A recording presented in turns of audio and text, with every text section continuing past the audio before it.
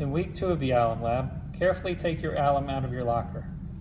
After having dried it for 5 minutes under vacuum last time with the ethanol and leaving it in your locker to dry for an additional week, it should definitely be dry.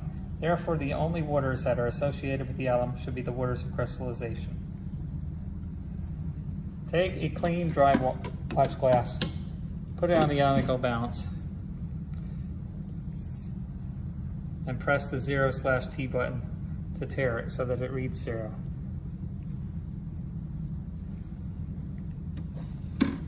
Then transfer all of your alum from the first watch glass to the second watch glass.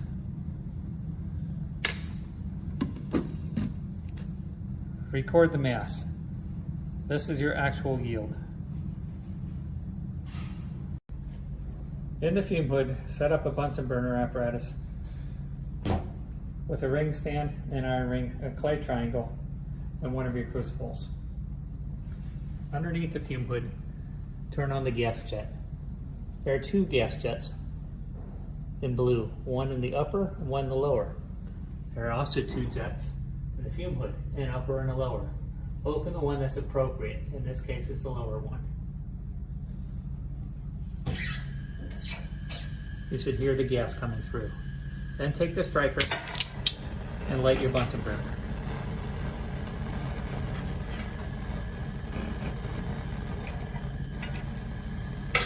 Adjust the flame so that it's directly on the crucible. Make sure the crucible is getting red hot. Heat the crucible for 5 minutes.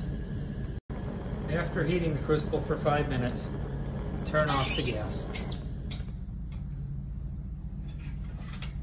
And then carefully, using your tongs, grab the hot crucible and place it on a wire gauze to cool. Allow it to cool for about 3 to 5 minutes. You don't want it to cool too long before you weigh it, because it might reabsorb moisture from the atmosphere. And the whole purpose of us heating it in the Bunsen burner was to make sure that we had a completely dry crucible with no water at all attached to it. After cooling the crucible for 5 minutes, tare your analytical balance with nothing on it so that it reads 0. Then using your tongs to handle the crucible, because you don't want to get your fingerprint oils on the sides of the crucible. Put the crucible on the analytical balance, close the door, and record the mass of the empty crucible. Outside of the balance pan, so you don't mess up the balance pan, add some of your alum to the crucible. We're going to estimate about 0.8 grams. You can keep putting your crucible back on balance to check. Record the mass of the crucible plus about 0.8 grams of alum. Place the crucible with the alum on the ring stand, but raise it a little bit higher this time. Then light your Bunsen burner. You want to heat it gently this time, because you don't want any of the solid to spatter out by heating it too hot.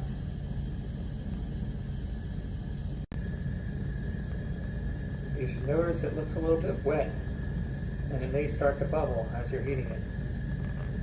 This is because you're driving off the waters of crystallization. This is the goal of this part of the lab. Continue to heat it gently until the bubbling stops and looks like it's mostly dry. Then crank up the heat and really cook the heck out of it. After heating the crucible for about 5 to 10 additional minutes, carefully use your tongs, take the crucible off, and place it on the wire gauze to cool.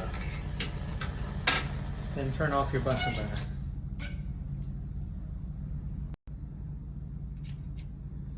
After the solid has cooled for about 5 minutes, put it back on the ionical balance,